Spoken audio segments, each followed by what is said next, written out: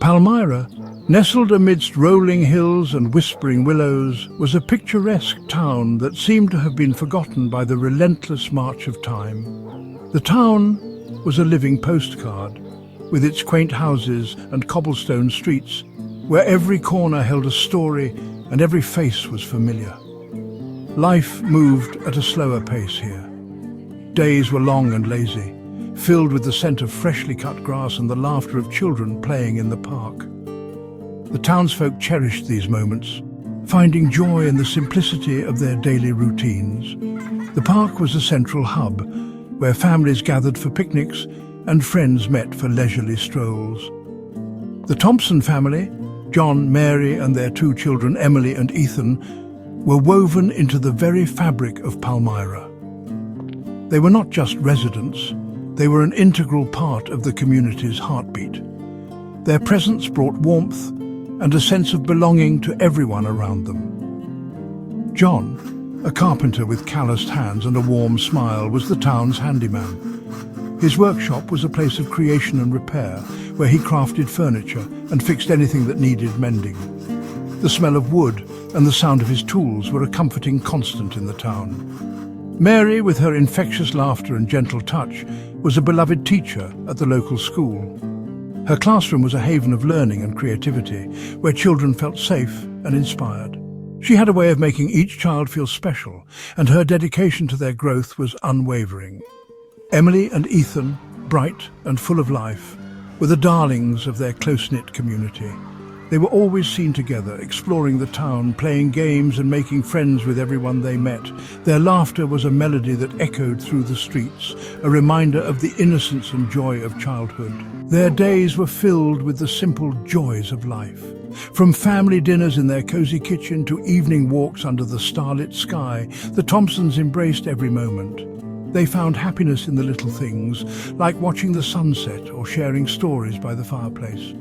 John would leave for his workshop early, the smell of sawdust clinging to his clothes. His work was his passion, and he took pride in every piece he crafted. The townspeople relied on him, knowing that whatever was broken, John could fix it. Mary would pack lunches for the children, her heart brimming with love.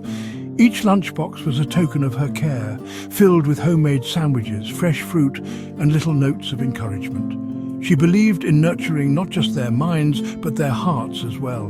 Emily and Ethan would chase butterflies in the garden, their laughter echoing through the quiet streets. They were free spirits, their imaginations running wild as they created adventures in their backyard. The garden was their kingdom, a place where dreams took flight. Life in Palmyra was idyllic, a peaceful existence, undisturbed by the chaos of the outside world. The town was a sanctuary, where the troubles of modern life seemed distant and irrelevant. Here, people lived in harmony with nature and with each other. But this tranquility was not destined to last. Dark clouds began to gather on the horizon, casting long shadows over the town. The once bright and cheerful streets started to feel eerie and foreboding, for lurking in the shadows, something sinister was stirring. Whispers of unease spread among the townsfolk, and a sense of dread began to creep into their hearts. The peaceful days of Palmyra were numbered, something that would shatter their peaceful existence and plunge them into a nightmare. The town that had once been a haven of tranquility was on the brink of a terrifying transformation, and the Thompsons would find themselves at the heart of the unfolding storm. The change was subtle at first. It was almost imperceptible, like a whisper carried on the wind, the kind of thing you might dismiss as a trick of the mind, a fleeting thought that vanishes as quickly as it appears, a series of unsettling occurrences that sent shivers down their spines. It started with the wind, which seemed to howl with an unnatural ferocity, as if it carried secrets from the depths of the night. It began with strange noises at night, low growls and rustling in the bushes outside their windows. The kind of sounds that make you sit up in bed, heart pounding, straining to hear more. John dismissed it as foxes, but Mary couldn't shake off a feeling of unease. She felt a chill that seemed to seep into her bones, a sense that something was watching them, lurking just out of sight. The family dog Buster, usually a playful golden retriever, grew skittish, whimpering at shadows and refusing to leave the safety of the house. Then came the sightings. Buster's behavior was the first tangible sign that something was truly wrong. Fleeting glimpses of dark shapes moving at the edge of the woods. They were always just on the periphery of vision, disappearing the moment you tried to focus on them. Shadows that seemed to vanish into thin air when approached. It was as if the darkness itself was alive, playing tricks on their minds, making them question their own sanity. Emily swore she saw a pair of glowing eyes watching her from the tree line. She described them as piercing, almost intelligent, as if they were studying her every move. Fear, like a creeping vine, began to take root in their hearts. It wrapped around their thoughts, squeezing tighter with each passing night, making it hard to breathe, hard to think. The once comforting silence of the night now seemed pregnant with unseen menace. Every creak of the house, every rustle of leaves outside felt like a prelude to something terrible. Sleep became a luxury they could ill afford, haunted by nightmares and the unsettling feeling of being watched. They would lie awake, staring at the ceiling, listening to the sounds of the night, hearts racing. John, ever the pragmatist, tried to rationalize the events. He told himself it was just the stress of work, the overactive imaginations of his family, but deep down he knew something was wrong. But even he couldn't ignore the growing sense of dread that had settled over their once happy home. It was as if a dark cloud had descended upon them, casting a shadow over their lives. Something was amiss in Palmyra, something wicked. The air itself seemed to hum with a sinister energy, a warning of the darkness that was yet to come. The night the creatures made their presence known is etched in their memories, a horrifying tableau they can never unsee. It was a night that began like any other but quickly descended into a nightmare.